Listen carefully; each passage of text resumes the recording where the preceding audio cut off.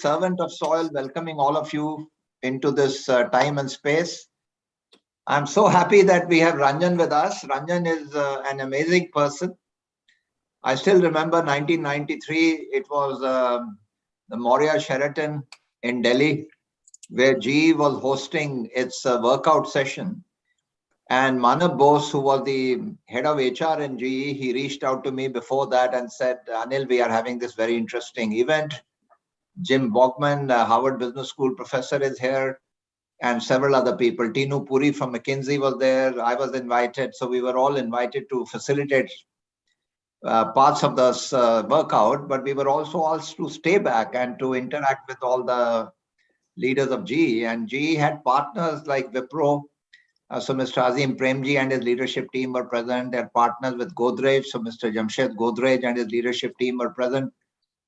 And they also had people from the engines divisions. So there were also, aircraft engines. So I remember Singapore Airlines team was present. So there were all kinds of partners and interesting people. And in all that, I happened to meet Ranjan. And I was immediately struck, Ranjan, by your listening, your humility, and your wonderful alternate thinking. So, ever since then, we on and off kept in touch when we met in flights. And then, of course, I had the joy of having you with us in the Schneider advisory board, where we spent many days and evenings together. And it was very nice to be in your company. And of course, the work you do with Anand Mahindra and the Mahindra Group. So there also, since we were doing some work with Mahindra, I also had the opportunity to interact with you there. So thanks, Ranjan. You've been a wonderful colleague, friend, and I have looked up to you a lot for your thought leadership. And thank you for investing the time in being with us today. Anil, I really admire your sharp memory. And I think I've always enjoyed the conversations with you, because in each one, I pick up a lot more about things which are, I'd say, the essence of life in some ways.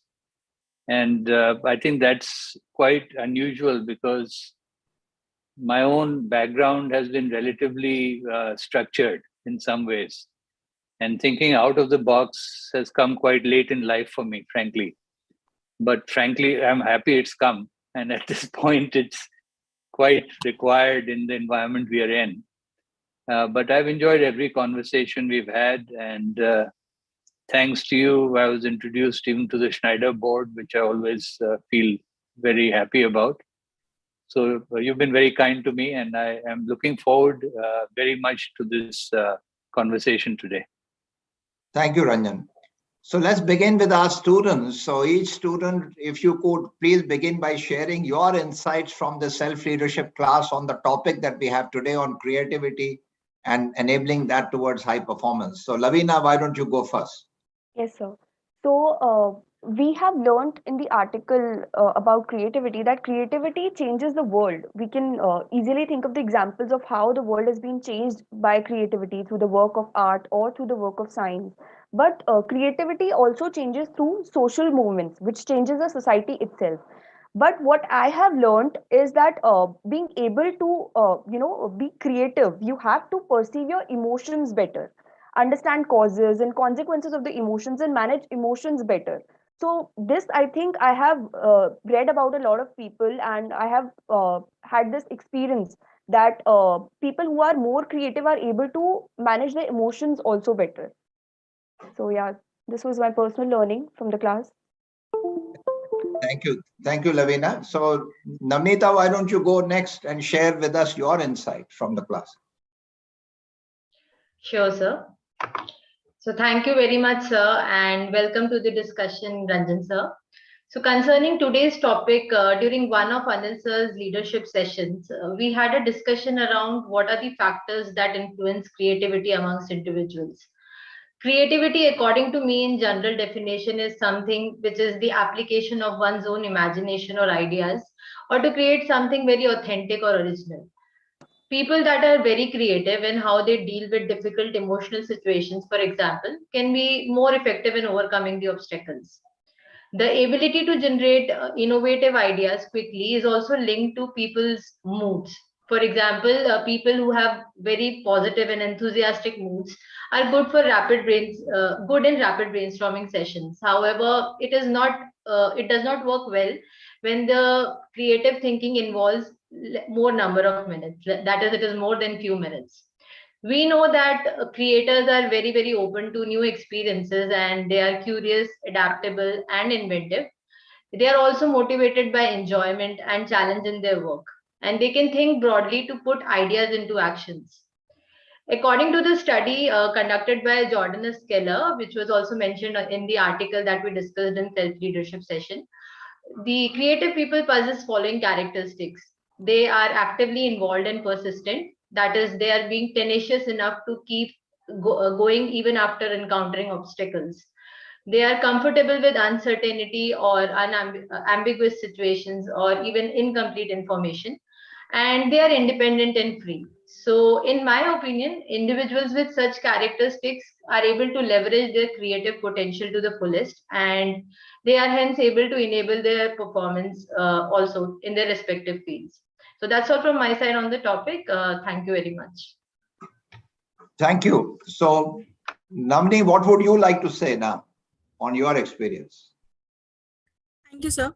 So, in the classes that we learned that the part of creativity comes naturally to us, and it is a psychological phenomena that involves thinking, personality, motivation, and emotion. And we know that creators also tend to open to new experiences, and they are curious, flexible, imaginative, and they also tend to be more motivated by enjoyment and the challenge that they do, which is through intrinsic motivation, is that they can broadly search for new ideas, and they can also narrow down successfully and pick out the best ones. And also in everyday life, many problems that they come across, they are not free of emotion and creativity, and it is expressed through their social context. And when we study creativity in everyday life, through emotional intelligence, which is the ability to successfully manage emotions, is portrayed. Thank you. Thank you. So, Nitin, what are your views on the subject? Sure. So thanks. First of all, on behalf of Soil, just wanted to welcome you, sir. What we have learned in Anil's class, like self-leadership, like about creativity, it's like it's a what I understand is like it's a very important business asset for every organizations, whether it's educations, right? In every field, it is considered to be a very primary important asset. And like if we talk about many companies, they have used this creativity to foster the innovation, not only to innovation but also to drive their performance. And what I have understood is like there are three primarily important areas. Like if they want to drive the creativity and innovation, like there should be some kind of expectation to be very creative in the work. Then there should be some kind of time to be allotted among your workplace to drive the creativity culture. And there should be some kind of a freedom to take the risk. So you should encourage that risk of taking the risk among the employees, so that you can actually drive your performance. There are so many companies out there, like my favorite example is 3M. The sticky note is that kind of is the product that has like stood out for 3M. A very one of my favorite examples. So thank you. Look forward to have your views on this topic. Thank you. Modit, you are a Fauji child, and you're the son of an army officer, and army officers and army life exposes you to many new dimensions. So tell us, what are your views on creativity? Sure, sir. Good evening, everyone. Firstly, I would like to thank our headmaster Anil sir for enabling this virtual platform, conversations that count, the real CTC to enable the personal best for the students to share and respond with their own perspectives and the lessons that we have learned in the self-leadership course along with our own life journeys. Today's theme is related to the 10th session of self-leadership course that we successfully completed in term 1. So in this session, when I went through a piece of writing by the author, Miss Susan Reynolds, who in her note makes the reader understand the in-depth meaning of word creativity. Basically, the narrator in the article creatively begins with the era of modern world whose future is of robots, artificial intelligence, and machines. So, in my opinion, it is quite true in its way as the modern day corporates face the issue of unknown problems and solutions. So if we have to overcome such a situation, team members in corporates are required to think out of box, and they have to come up with an innovative solutions, and the solutions which are quite feasible to the present issues. So that is the reason behind giving much of the importance to creativity. So furthermore, sir, after going through the article, then we were given the creativity test, which I enjoyed attempting, and there were learnings that I could gain from that creativity test. The creativity test included the 8 parameters, namely as abstraction, connection, perspectives, curiosity, boldness, and few of the other parameters. So after going through the test, I could see my areas of strength and weaknesses. I came to know where I need to work on. Like as I remember in the test, I scored 168, which like 61% of people are able to score that. And so after giving up the test, I came to know that I need to work on the connection. I need to work on how to connect the dots with each other, how to relate things. So soon I worked on those areas and was able to build up my creativity. For instance, if sir, I have to say like I look basically learn how to look things in a different way. Like if we take a pencil can not only be used to erase a mark on a piece of paper. It can be also used to support a small plant, or probably to roll out your toothpaste if you think that you forgot to purchase a toothpaste on the previous day. Thank you. Thank you, Mother. Thank you very much. Ranjan, we'd like to now hear your story. Before you come to this particular topic, tell us, you had such an illustrious grandfather, Bharat Ratna, Govind Ballabh Pant.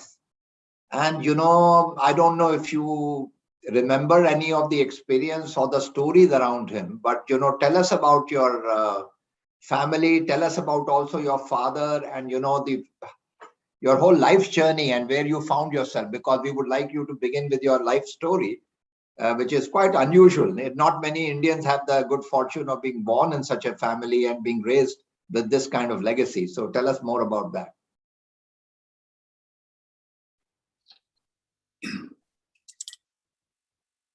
I think actually my story is quite simple.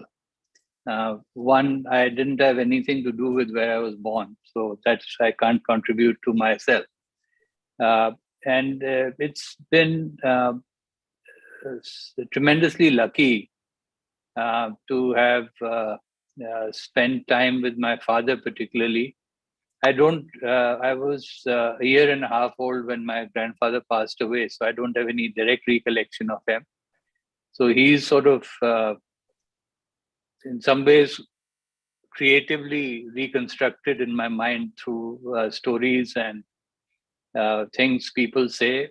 One story sticks out, seeing you are drinking some tea, that when he was Chief Minister of Uttar Pradesh, he used to make sure that he paid for tea for everybody from his personal money.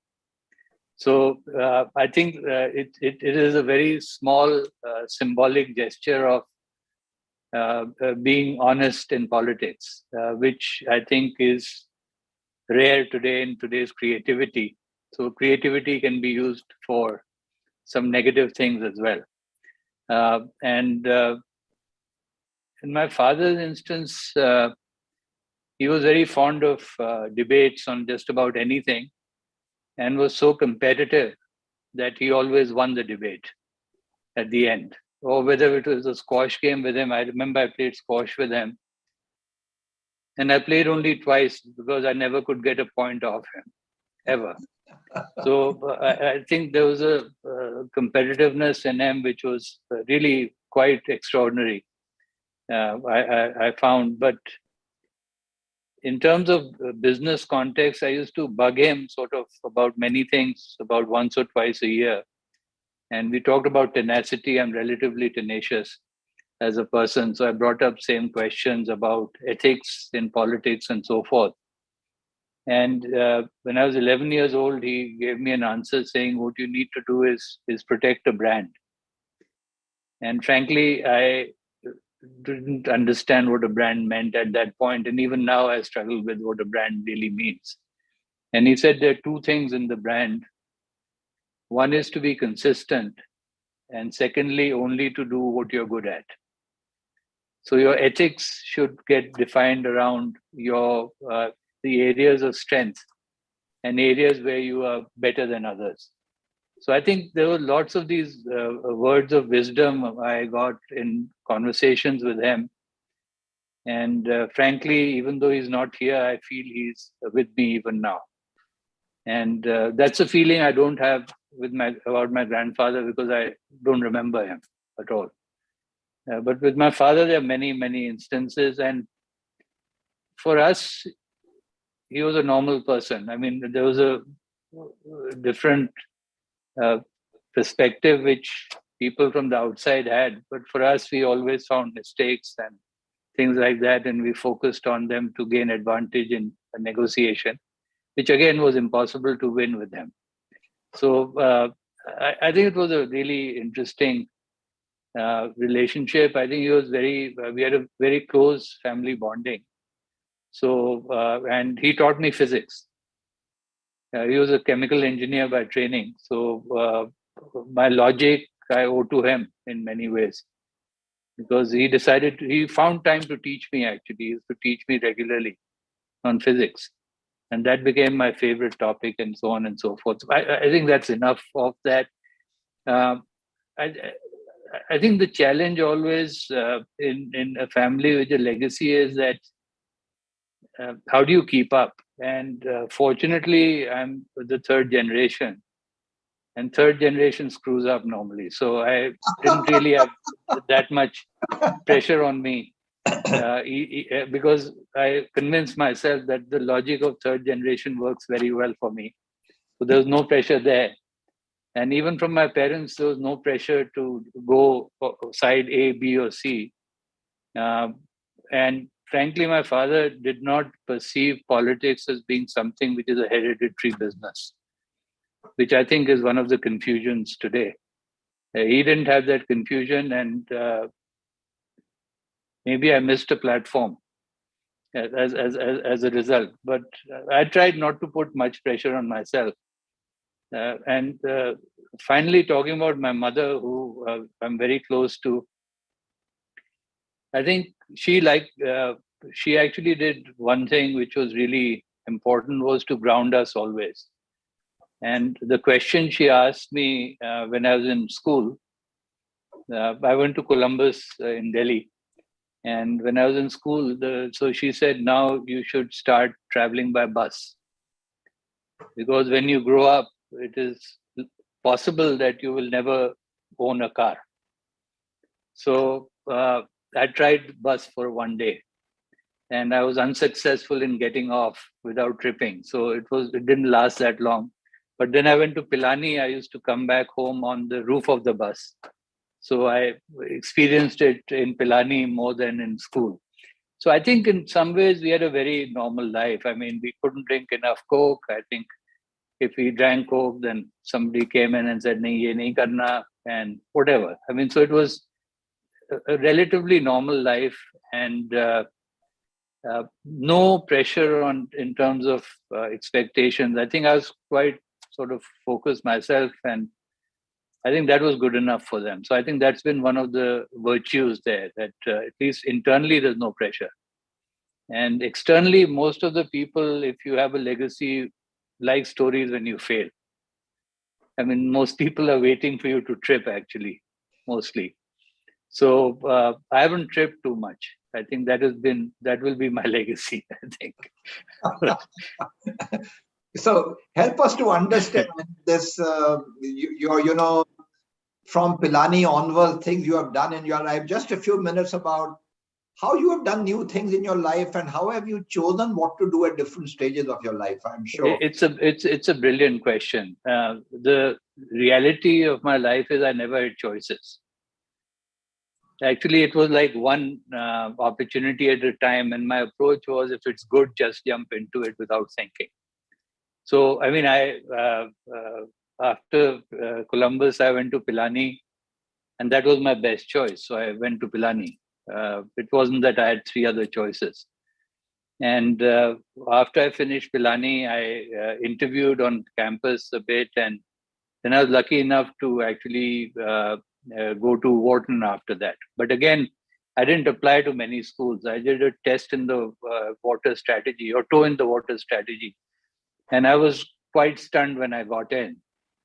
And so there was no other choice. I said, okay, let me do that. At Wharton, during one of the summer internships which I did in London, my roommate actually worked for Bain at that point. And I found what he was doing. I was doing investment banking and he was doing consulting. I found consulting to be really quite fascinating. And he helped me prepare for the Bain interview and I got in. Then I again had no choice. I went there. And then at one point I decided that that it was becoming more of a rut. And so I sort of said, okay, what can I do? So my next choice was GE, but I had one choice. And so I went to GE. And in GE, I realized that I really loved consulting and that I wouldn't last in operations in GE because it's a very structured Marine Corps type of environment. And it's interesting. We lost Anil a bit. Should I wait? I'll continue. I don't know if you can hear us. Yeah, we can hear you. Yeah. Okay. I lost you for a second, your video. So in GE, it was the creativity was very limited unless you were in the top, say 5 or 10 people in the group.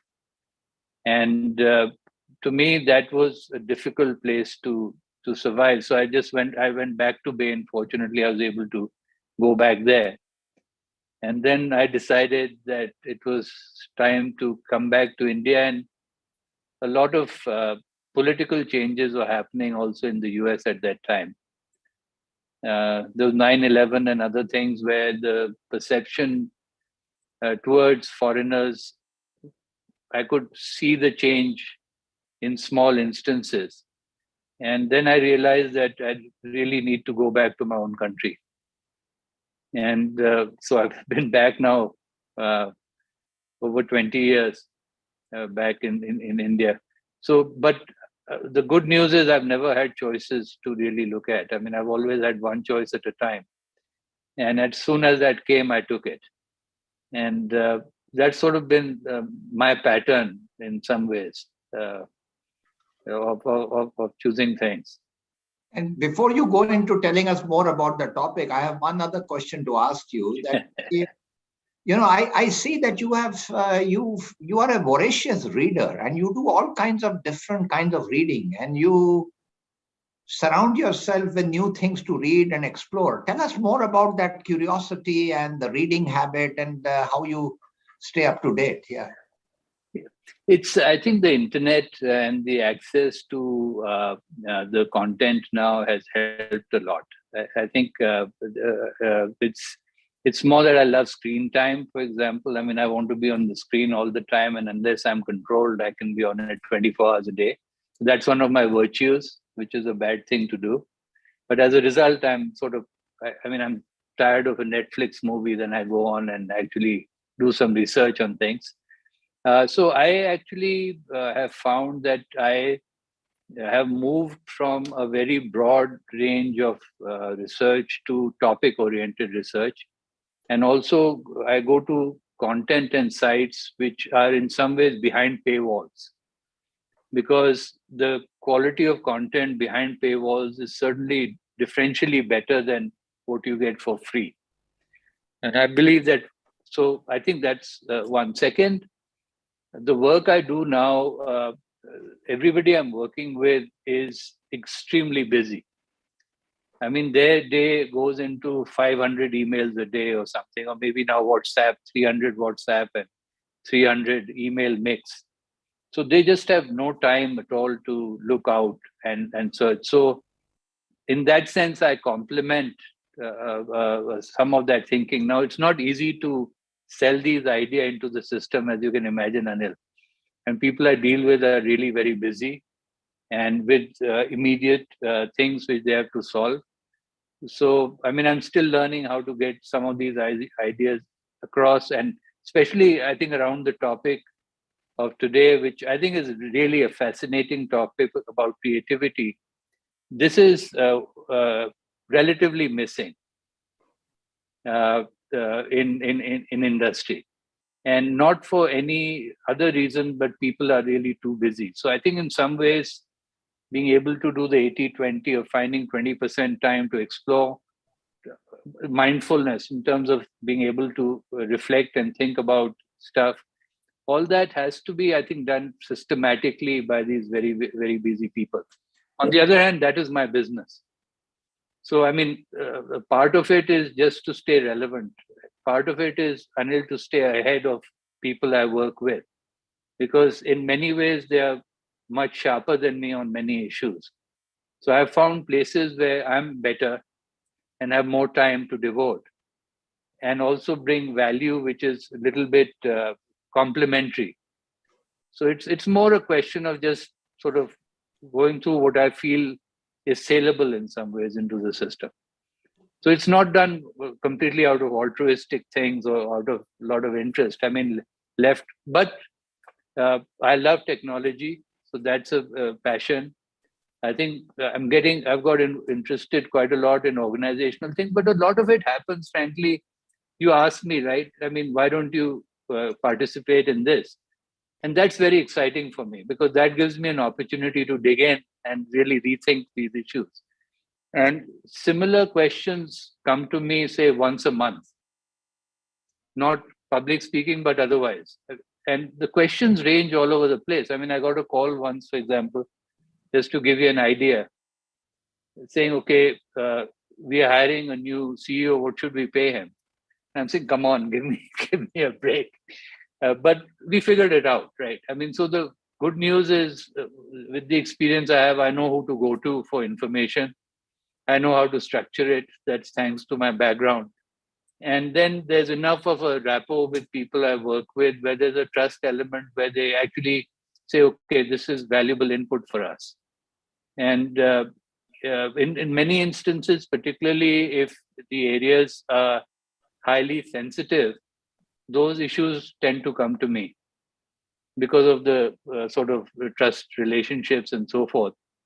And I try to do my best. And one of the other key factors, I think, in terms of my thinking, which I again it's linked a bit to the topic, is I never have preconceived notions. I have hypotheses. So everything I do is from base zero in terms of analysis. So there has to be logic and support. And that's again based on the sort of now almost 40 years I've been in the consulting business one way or the other. And you learn a number of things like how to structure issues, etc. So I think that's sort of a rough answer. But anything I missed out, you can ask me and I can delve into further. No, thanks, Ranjan. Now, coming to the topic, I know you on this particular topic, you prepared, you have thought, and you have some insights to share with us. So why don't you please go ahead and share those in the next few minutes? Yeah, let me do that. And should I sort of plan 15 minutes or so, or yeah, 20 minutes? Yeah, maybe 12 to 15 minutes would be fine. And then so we can leave the last. Okay, so I'll go. Yeah. Yeah, what I'll do is, it's actually relatively focused. So I'll go through it quickly. Okay. And then you can shoot questions at me. So let me do that. Sure.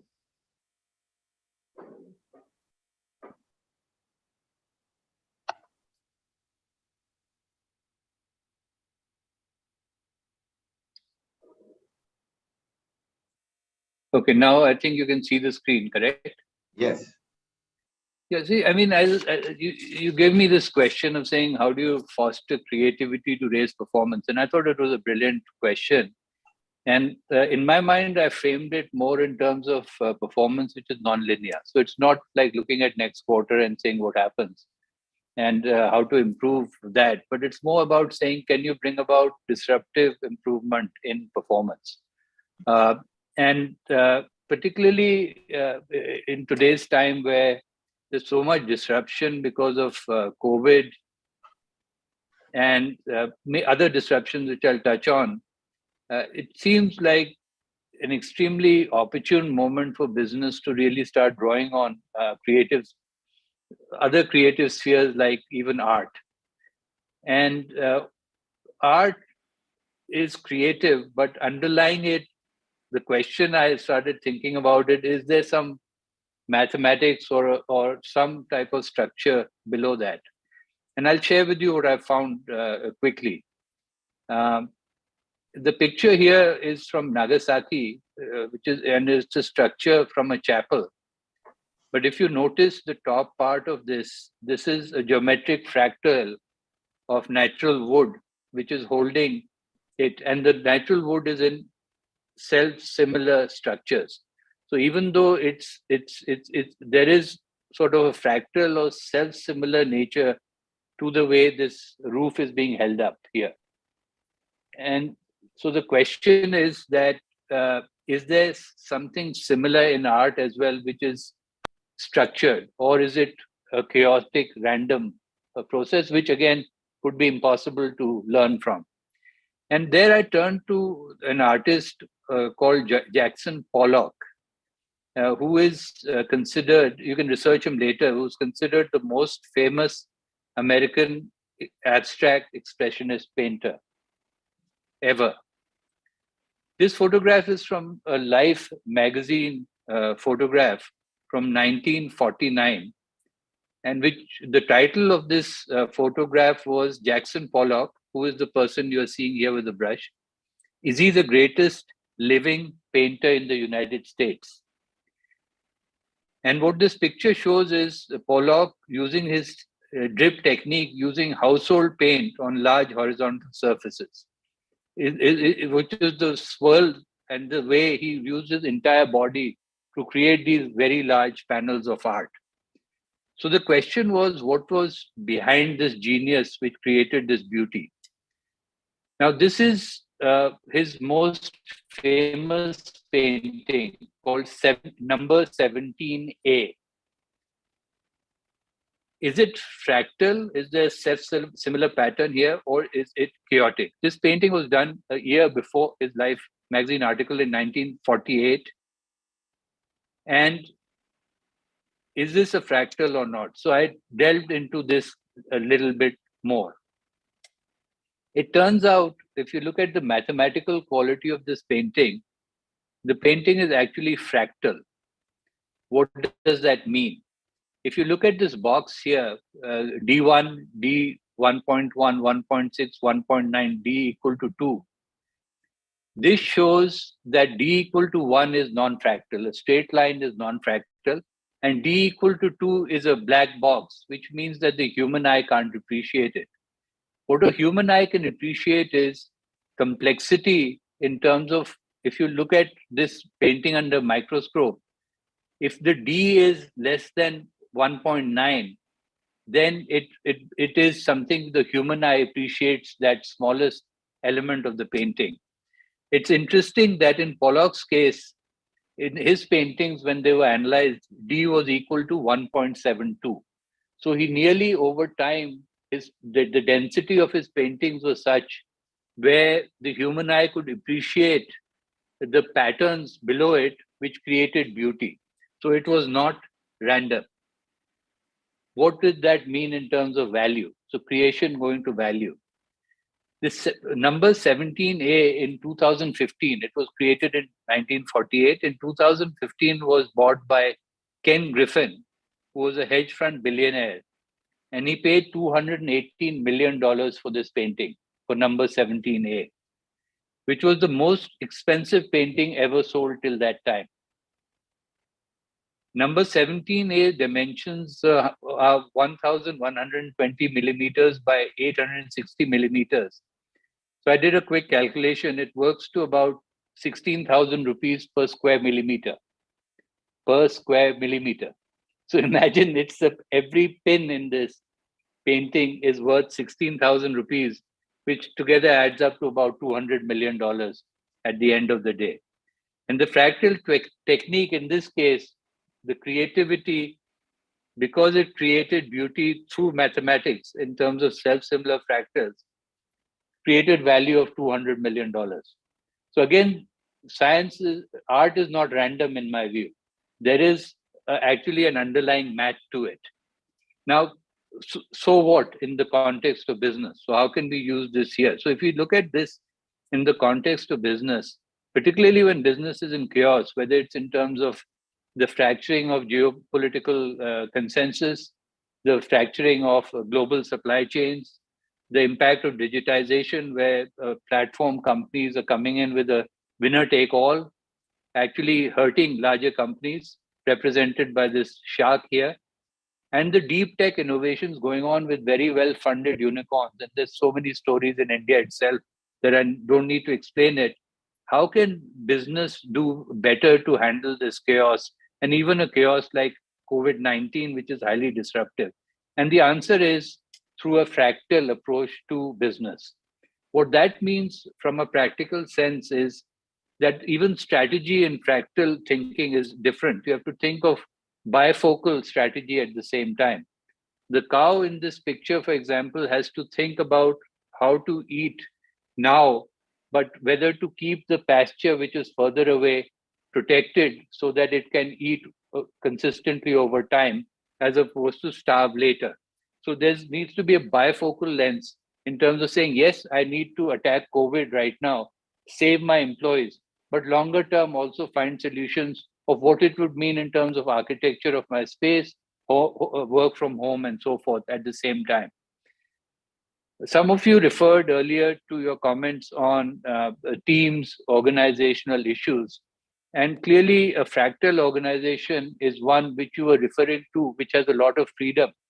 And that freedom really requires no hierarchy. And there's a fractal way of thinking about it in terms of holacracy, where there are self-sufficient teams which have direction and but are not controlled. It can also lead to edge innovation. Edge innovation means innovation where you win at the local level. And a tremendous example of this fractal edge innovation idea is for this company called Arrival, which is a EV or electric truck company out of the UK.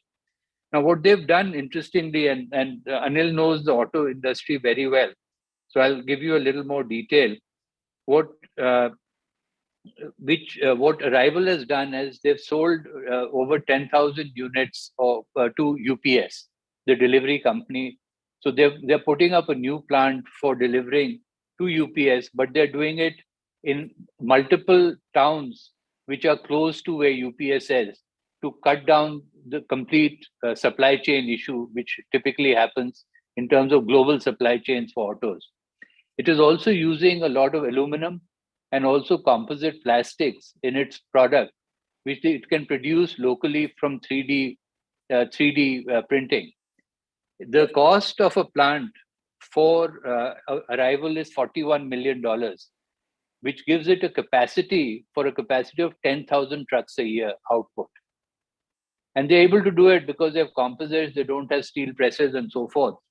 But and the other thing all these companies are doing is, on the edge, they're trying to get to data which is proprietary. And if I go to, for instance, the Tata Super App, which is being developed, they're buying out 1mg, and also they bought out a Big Basket, more for pure customer data, which they otherwise would not have.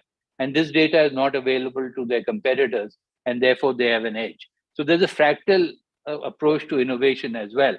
I talked about Arrival, which is in the middle in terms of its microfactories, thermoplastics, and 3D. But in a fractal approach, Financial Times, which is in a very declining business, has been able to sustain its business through fractal innovation, and in terms of closely fragmenting different types of customers it has and giving them what they need. So they have a very good idea of who their customers are, and they're developing offers for them and products which suit them. Offers could be, for instance, conferences, which a certain type of their customers attend, a lot of digitization in their content, a paywall which gives them the ability to fund quality information. So they are accumulating certain type of customer sets to actually remain quite profitable in a business. They're private, so the valuation isn't there. Arrival, by the way, is valued at 50x price to book. They've gone down last week, but they're still quite high. Airbnb, we all know, so I won't trouble you with that, but they're at about 22 times price to book. Now, if you look at all this, if you have a fractal strategy, say at the front end and the teams are doing very good creative work independently, then the role of management, like in music, becomes an orchestration of these fragments and to bring it back, whether it's through fractal strategy, looking at reorganization, or through edge innovation. And what I'll end on with is that, in fact, if you look at the right-hand side of this picture, this shows a piano. And in fact, the way the piano works and creates a beautiful music, orchestrated music, is again through a fractal, mathematical set of fractals.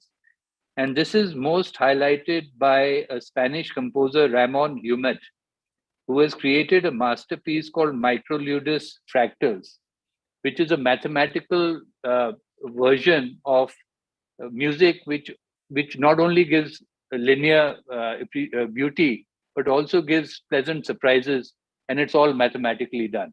So what I want to suggest is that creativity is not about chaos or randomness. It's actually thinking through the fractals which together make up the business, a forest, a leaf, an industry, a country, and maybe the globe. But there is a way where this gets built up, and those patterns we have to understand if we want to bring about change. I'll stop here, and I've hopefully I've intrigued you a bit on this.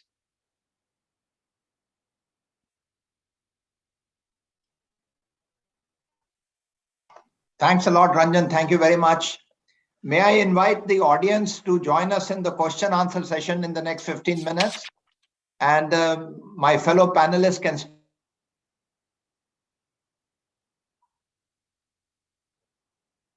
You're not hearing. Can you hear, Anil? No, sir, we cannot hear you. You cannot hear me? Now we can. Now we can. So I was saying that I'm inviting the audience to post your questions in the Q&A box. And my fellow panelists, would you like to start asking questions? Yes, sir. Yeah. So one of the most important factor that we observe in people with high creativity quotient is that they have some sort of they have some vibe of independence or freedom. They feel that being creative is itself a reward, and they view creativity as a fulfillment, as a process that offers fulfillment and enjoyment. So you being a change management expert, have you ever felt that fulfillment and independence while implementing any creative idea at work? You're talking about me personally, or you're saying in general? So I'm talking about you and your experiences. Like, have you ever experienced that sort of independence while implementing any creative idea at workplace? Yeah, I do that daily, actually. So I experience it when it works. I think the challenge is that I get excited, but the recipient who has to implement the idea does not get excited. So I think, see, in my business, if you look at consulting, let's be specific. What is my business really? My business is to make sure I get the next meeting with somebody I want to meet or to work with. My entire focus in the meeting is to get invited again. So for example, my being in this forum is to make sure Anil invites me once more. That is my whole objective. And I try to sort of be as creative, innovative, do research towards that. So I've got a very specific angle, which I've tried over the last 30 years or so, and it's simplified down to this, right? So it depends on where you are. So let me try to answer the question, which I think is a good one. I think it depends and it depends a lot on the circumstances you're in. For example, if, for instance, you're in a business which is not meeting budget, then going in and saying, I'll be really creative before you actually get to break even can be sort of limiting in terms of a job if you're in a traditional company. Now, if you're in a startup, for example, then actually saying I have higher customer emotional attachment or a higher customer as a promoter score or something like that, or a net promoter score is higher at the customer, maybe the right measure which is going there, and you may have used creativity in getting there, but the measure of profit may be less relevant as opposed to growth. So there you could apply. So I think a lot of it is a question of what are you being measured at and where are you in terms of the evolution of the business. And I think it shifts with that.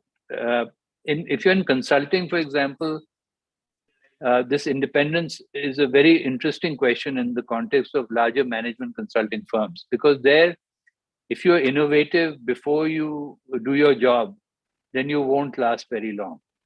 So you have to first finish what you are supposed to do and then get innovative. The challenge is you never have the time to do both. So you have to then figure out how can you balance the two, because the type of work is overwhelming relative to the time you have. So I think this is not as easy as one would think. I think typically the time availability will be less than what you need to really sit back and relax. So I think the answer, or be creative. So the answer would be do 90% of the core work and then find 10% to innovate. And do this in a way. For example, if I make a presentation, for example, the slides I put together, I could have been very innovative but sent no message to you at all. So I've got a script which I wrote this afternoon so that I can reflect on what I've done. I could have continued to dig on this and be more innovative in terms of ideas, but may have failed completely in communicating them. So hopefully this sort of helps. So you have to find the time. I think a 90 not innovative, 10 innovative is a good start. Thanks, Ranjan. There's a question from Sanjeev Tripathi. He says it's math linked with lovely examples. Does sense of happiness, can that also be driven through mathematical linkage like above? He's asking out of curiosity. So I think I'll ask a counter question to him. Can you mathematically model consciousness? I mean, I think we're going into, I think we need Mr. Musk to answer some of these questions, because he certainly thinks through Neuralink, you can probably create differences in somebody's brain, etc. It's a very good question, Sanjeev. And I think you're getting into an era where somebody talked about robotics and other things coming in, and obviously AI. And what happiness, I would even struggle to define what happiness means for different individuals. To me, if you ask me and say on average, can you mathematically structure happiness? The answer would be yes. Can you do it for an individual? The answer would be probably not, unless it's a robot. I think that's my two-part answer to that. Ranjan, there's another question from Balaji. He says sometimes creativity which is involved in R&D, it takes years to produce results to be positive. So how would you relate performance to long-term creativity? I think in the R&D, it's not that difficult, because, the question is, a number of companies which were highly innovative, for instance, had measures like % of revenue coming from new products over X number of years.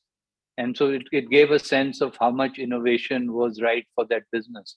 And clearly, if you look at pharmaceuticals and others, the R&D cycle is very long, and the risk of failure is also very high. But that's inherently the nature of the business, which you can't change. So again, you'll have to look at the portfolio of risks you're taking, and then balance the portfolio in a way where there are certain long-term projects which could be risky and some very short-term incremental changes you're doing. And I think that the challenge for the management team there would be how to balance the resourcing between these various buckets. So I think if it's inherent in the industry that, let's take auto, for example, like auto is a very interesting example. Again, Anil is an expert here as well. So you take a typical 5-year cycle, which has become a 3-year cycle for product development now. Then it's like a movie release, right? You know on Friday whether the movie, by Saturday, you know if a release has worked, released on Friday. Similarly, in the auto business, you have 3 years of development. Maybe 2,000 crores later, you're waiting for Saturday morning to say, did the car work or not? And those are inherent risks you have to take in these businesses. So it's a deep question. My view is that you can't change the nature of the business.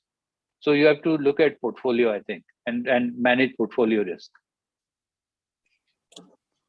More questions from the panelists, even as the audience is sourcing more questions. Go ahead, the panelists. So we have one question from the audience.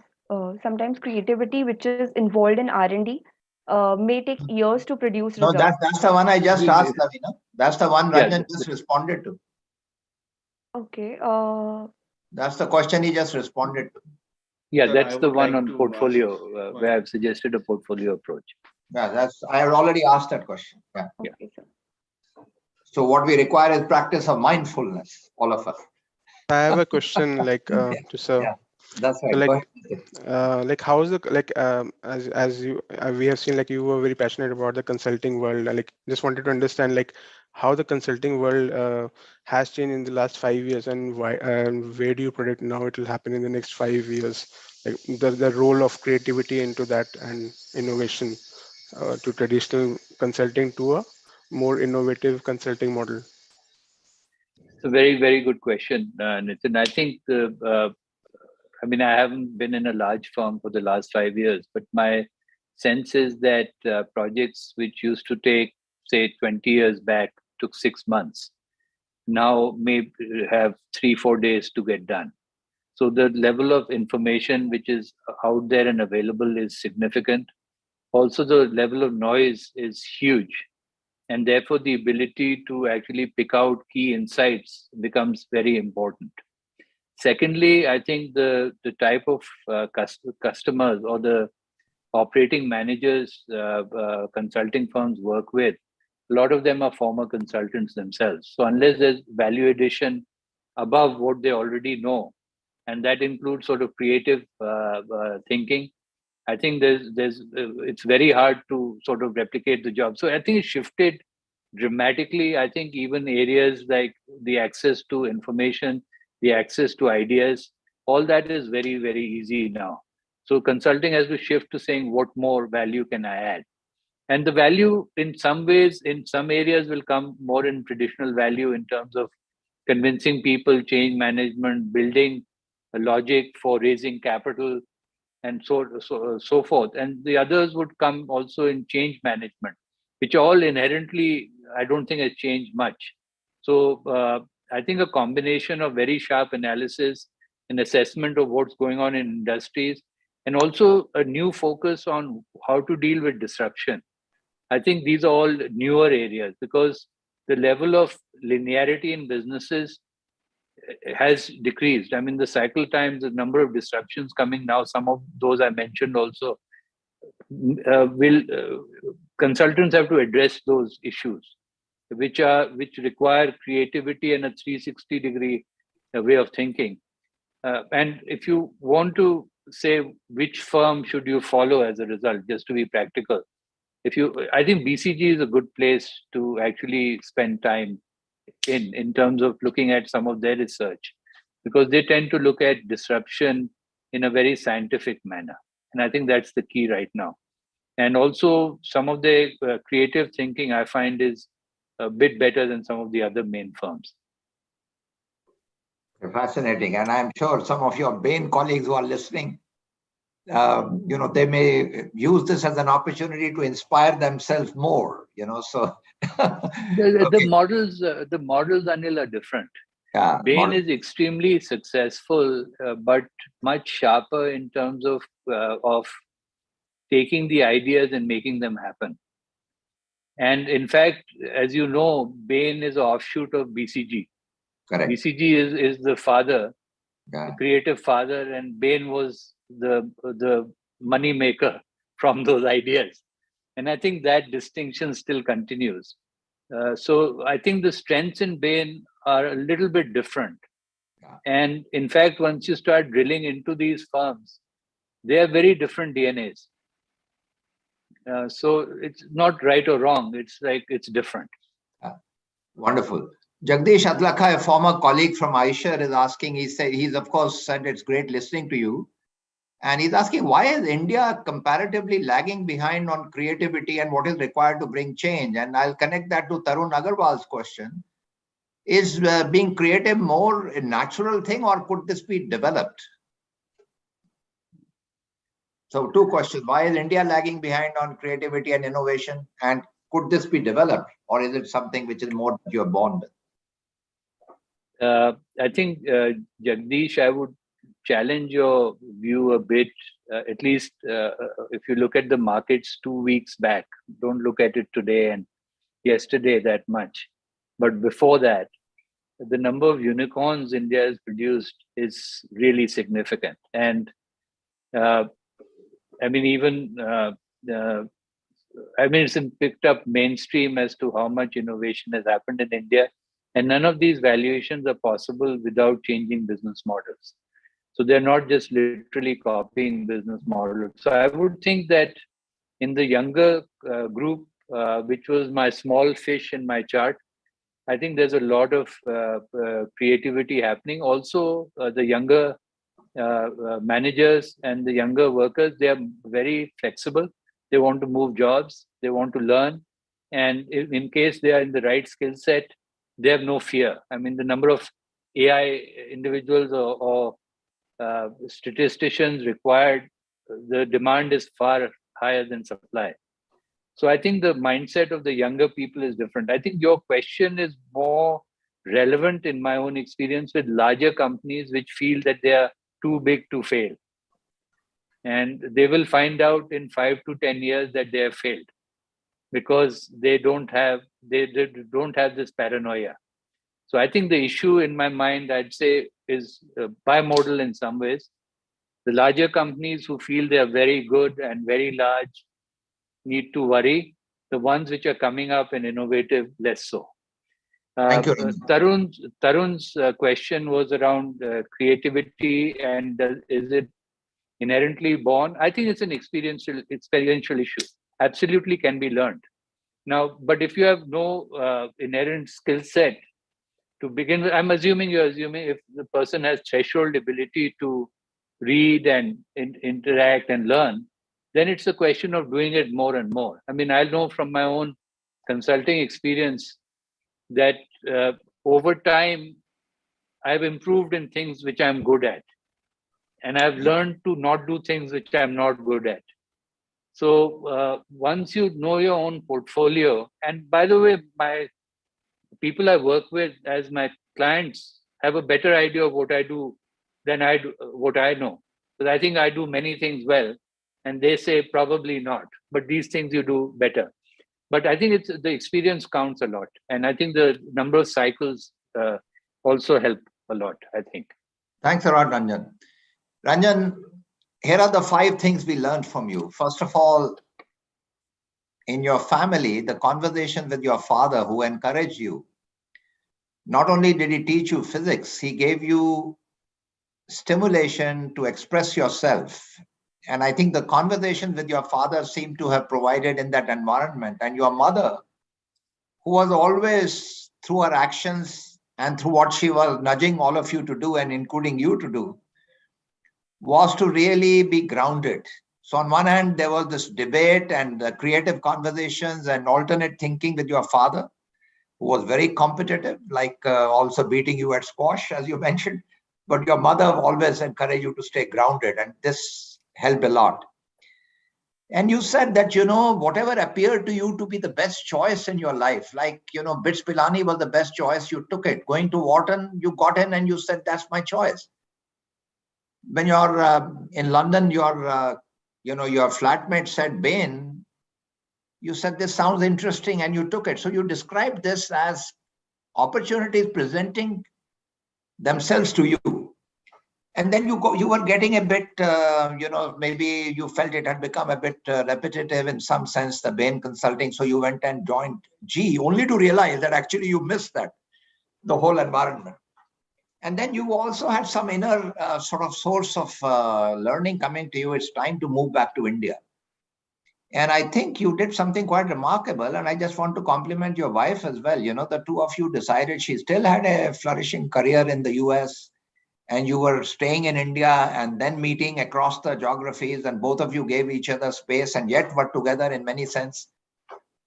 So I think this whole thing about saying, and then you chose a different model rather than joining a big consulting firm, which, a gentleman called Prakhar Arya was saying, what made you come back to India? He's on YouTube, he's been making some comments.